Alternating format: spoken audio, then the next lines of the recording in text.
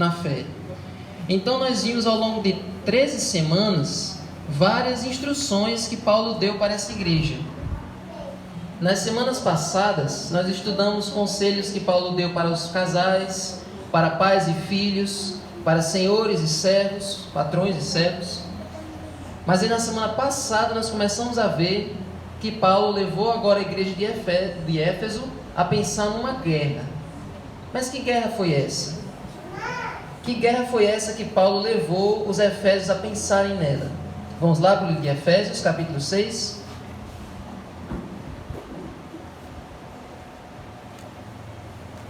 Efésios capítulo 6. Lá no Novo Testamento, no meio das cartinhas de Paulo, nós encontramos aí o livro de Efésios. Efésios 6, vamos ler o verso 10. Efésios 6, verso 10. Paulo diz assim: quanto ao mais, sejam fortalecidos no Senhor e na força do seu poder. Vistam-se com toda a armadura de Deus para poder ficar firmes contra as ciladas do diabo. Então veja, Paulo está dizendo para os fiéis se fortalecerem de Deus para resistir a Satanás. Então ele diz: olha, o inimigo de vocês é Satanás. Mas pode alguém ficar na dúvida: mas e os inimigos do meu trabalho? E os inimigos da minha vizinhança? Os inimigos entre aqueles que eu acho que são meus amigos? Será que eles não são meus inimigos reais? Mas Paulo diz: olha, sabe quem são os seus inimigos de verdade? Verso 12: porque a nossa luta não é contra o sangue e a carne, mas contra os principados e as potestades, contra os dominadores deste mundo tenebroso, contra as forças espirituais do mal nas regiões celestiais. Então está dizendo: olha, seus inimigos, eles não são aqueles que você vê. Seus inimigos mais perigosos são aqueles que você não vê. São as forças do mal que Satanás usa para atacar a sua vida. Então é esses que você deve considerar os seus inimigos. Não são as pessoas, não é o que você vê, não é as coisas visíveis. Então você precisa de um armamento especial. Você precisa saber se defender desses inimigos. E aí Paulo vai começar a falar da armadura de Deus. Os soldados do tempo da Bíblia, eles não iam para a guerra de qualquer maneira.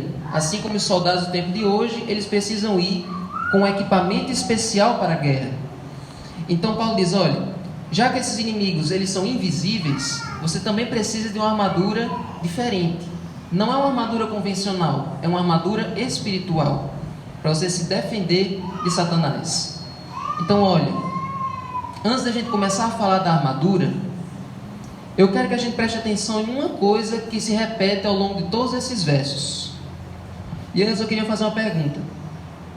Quando Paulo fala nessa batalha, quando Paulo dá essas orientações aqui, ele fala para uma pessoa só ou para a igreja toda?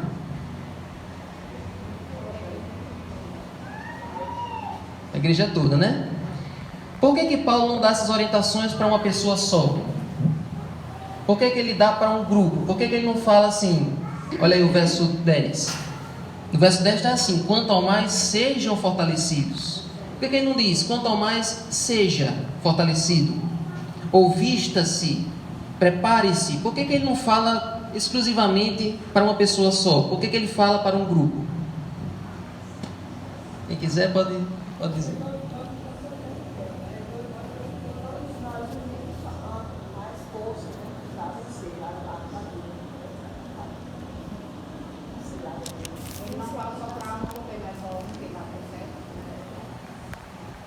Exatamente.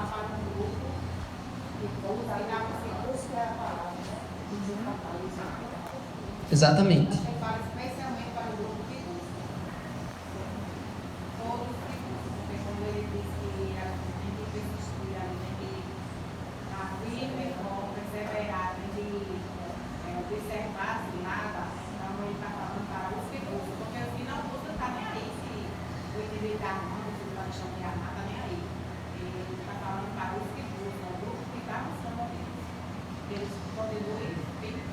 Aquele que não busca, na verdade, está do outro lado. Quem busca terá assumir o lado de Deus. Aqueles que não buscam, infelizmente, estão do outro lado. Exatamente. Então, por que Paulo não fala para uma pessoa só? Por que ele fala para um grupo de pessoas? Porque numa guerra, nenhum soldado luta sozinho. Ele não luta porque eu quero lutar sozinho, defender a minha própria causa. Não. Cada soldado luta por um exército. Cada soldado luta por um grupo. No tempo de Paulo, os exércitos que mais venciam eram os que lutavam em grupo. Os exércitos que lutavam, cada soldado lutando da sua maneira, eram os que mais perdiam.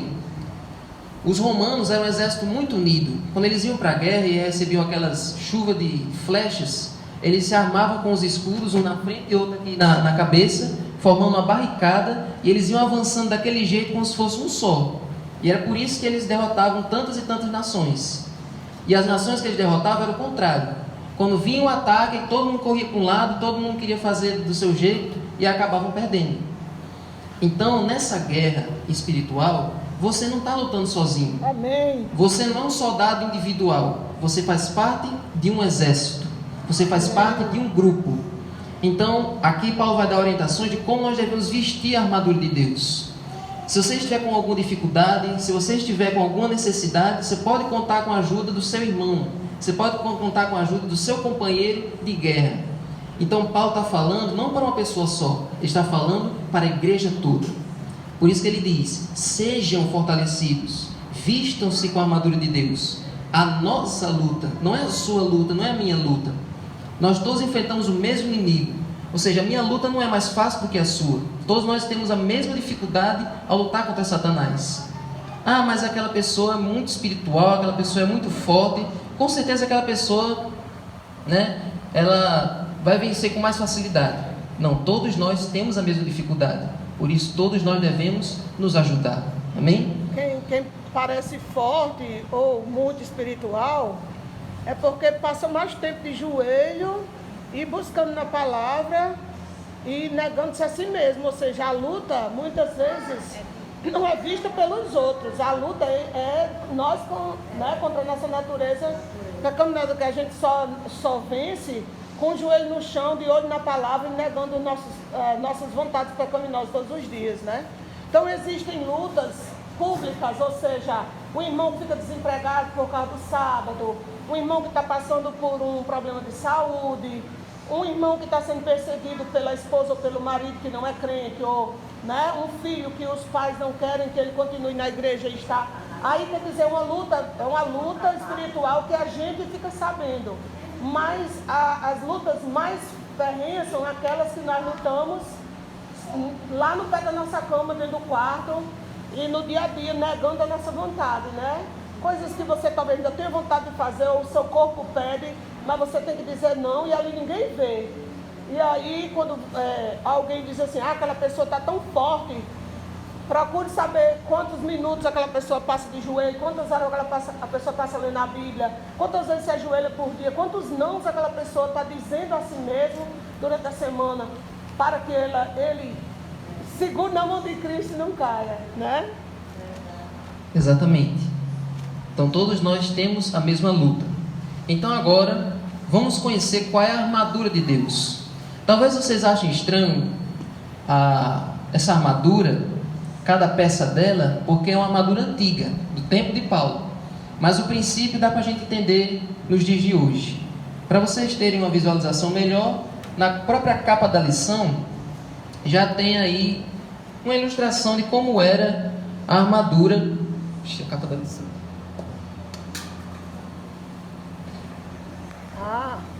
Para vocês terem uma ideia mais ou menos como era. Então agora nós vamos ler aí capítulo 6.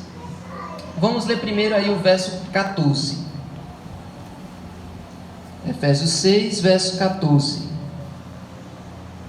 Portanto, fiquem firmes. Nós vimos que essa expressão que Paulo usa, fiquem firmes, ela tem um significado ainda mais profundo do que o que a gente acha que tem. Nós vimos que ficar firmes não é só ficar na defensiva, é resistir com vontade. Aí Paulo usou aquela expressão de quando os exércitos eles se batem, quando começa a batalha mesmo, os dois exércitos eles vão vindo, eles se chocam. No tempo da Bíblia, quando eles se chocavam, os dois exércitos ficavam um empurrando o outro, para não deixar o inimigo passar. Então, quando Paulo diz, fiquem firmes, é nesse sentido, é resistir com vontade aos ataques de Satanás. E era tipo assim, bem coladinho um no outro, não era? Era. O irmão não pode ficar longe do outro, né? Não pode... é no sentido de você enfrentar o inimigo e não deixar ele passar. Exatamente. Eu tenho que resistir, mas eu tenho que também estar unido com o outro soldado aqui, para não deixar o outro passar. Uma muralha humana, exatamente. Quando a gente era criança, brincava disso, lá em casa sempre era 12, né? Como todo mundo sabe. 12. E a gente brincava com todo mundo, com todas as crianças da rua, brincavam todos juntos, era muita criança na rua. E nesse tempo as crianças brincavam, né? Não tinha asfalto, não tinha um calçamento, era uma areia assim, bem frouxa, e a rua era larga. Sim, é A isso. gente traçava um risco, dividia os membros e fazia igual que eles fazem. Colava no outro, para não deixar passar da risca. Para brincar de bandeirinha era de... Não, era uma outra brincadeira que eu não lembro o que era. Eu sei que era muita gente, era muito de um lado e do outro, né? O cordão, mas se chocando muito da frente, que é para não deixar passar. E passasse da risca, eu já perdia a cabeça. E era assim. Legal. Mas era muita gente mesmo, era muita criança na época. E as crianças brincavam, né? E até hoje, todas se conhecem ainda, e todas se falam, todas Olha aí. têm amizade. Um Porque exemplo. não tinha celular. O celular é fácil. Estragam as amizades, né? Então, olha, não basta ficar na defensiva. Ou seja, a batalha só começava quando os dois exércitos se chocavam. Não adiantava o soldado ter toda a armadura, não adiantava ele saber todas as técnicas, se lá na hora eles ficassem apenas na posição de atacar, mas eles não se enfrentassem. Então a guerra só começa quando os dois exércitos se batem e ficam firmes ali, um resistindo, assim como Jesus fazia. Então, olha, qual é a armadura? Verso 14. Portanto, fiquem firmes, cingindo-vos com a verdade. Primeira peça da armadura, o cinto da verdade. Eu fiz essa pergunta na semana passada, mas tem umas pessoas que não estavam, então vou fazer a pergunta de novo. O que é que o cinto faz? Segura a roupa, né? Pra você não passar vergonha, para a sua roupa ficar firme. Por que Paulo compara a verdade com o cinto?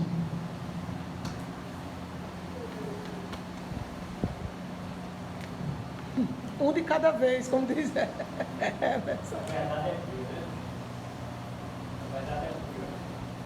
Verdade é pura.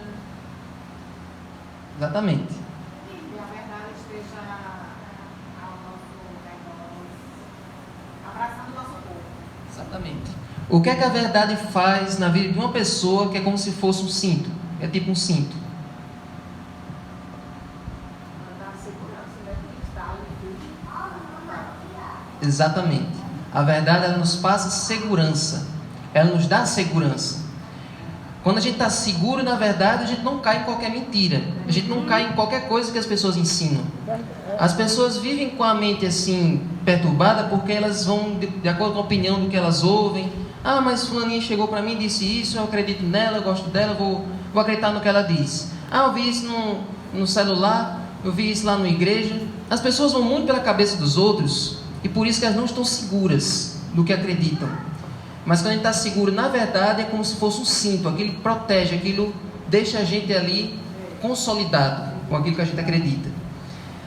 Aí eu pergunto para vocês, e o que é a verdade?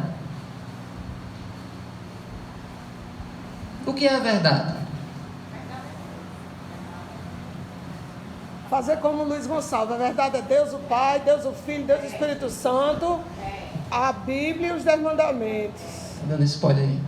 De acordo com a Bíblia, a verdade são 5 coisas que a Bíblia chama de colunas. São 5 colunas que a verdade ela se sustenta nessas 5 coisas. Vamos aprender quais são as 5 características da verdade, 5 colunas da verdade. A primeira, Deus Pai, Deus Filho, Deus Espírito Santo, a Bíblia e os 10 mandamentos.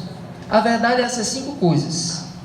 Então, você está seguro? A sua crença sobre Deus, ela é uma crença concreta? Você realmente acredita em Deus?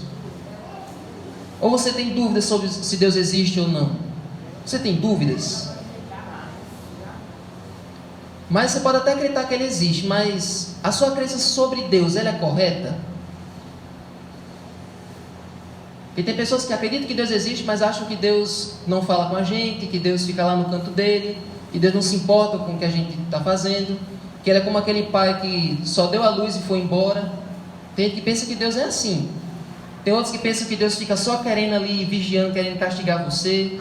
Como é a sua visão sobre Deus? Ela é uma visão correta? Você está seguro sobre a sua visão sobre Deus? A visão de Deus é que ele ouve, ele vê, ele cuida, ele ama e ele quer ver. Tudo bem. Exatamente, muito bem. Desse jeito. Agora, a sua visão sobre Jesus. Minha visão sobre Jesus, eu gosto muito de Jesus. A gente louva, a gente fala dele todo dia. Como é que eu posso ter dúvidas sobre Jesus? Sabe o que é que acontece? Por que é importante a gente estar seguro sobre a nossa visão de Jesus? Porque tem muitos lugares por aí que criam um Jesus personalizado, um Jesus adequado ao seu gosto. Sabia? Tem muitos lugares que criam um Jesus ali que você pode ajustar do jeito que você quiser. Jesus é lindo. Tem muitos lugares que é assim. Eu quero um Jesus que aceite esse meu pecado. Eu quero um Jesus que deixe eu fazer tal coisa. Se ele não deixar, esse Jesus não existe. Infelizmente é assim que muitos lugares fazem. Criam um Jesus adequado ao seu gosto, adequado ao seu estilo de vida. Então, qual é a sua visão sobre Jesus? O seu Jesus é o mesmo Jesus da Bíblia? É o mesmo Jesus que tem na palavra de Deus? Então pense nisso. A outra verdade, o Espírito Santo. O que o Espírito Santo é para você? Qual é a sua visão sobre o Espírito Santo? Já parou para pensar o que é que o Espírito Santo é na sua vida? Para algumas pessoas o Espírito Santo é apenas uma energia positiva. É apenas ali uma sensação boa. Para algumas pessoas o Espírito Santo é apenas não é Deus, é apenas uma entidade que aparece na Bíblia, mas que não tem muita função. É como se Deus Pai e Deus Filho fossem mais importantes, ele fosse só o coadjuvante. Tem muitos lugares que o Espírito Santo é tratado assim. Poucos se apercebem ou não querem admitir que a sensação que o Espírito Santo dá nem sempre é boa. Nem sempre parece ser boa. Ou seja, a sensação de guerra que nós vivemos, ela é trazida pelo Espírito Santo. Se o Espírito Santo não guiar a nossa vida, nós não vamos nos incomodar com o mal, principalmente o mal que nós fazemos, o mal que existe em nós, as nossas vontades pecaminosas. Só existe essa luta espiritual na nossa vida porque ela é causada pelo Espírito Santo que habita em nós. Amém? Amém. Então, a sensação nem sempre é boa, é uma sensação de incômodo.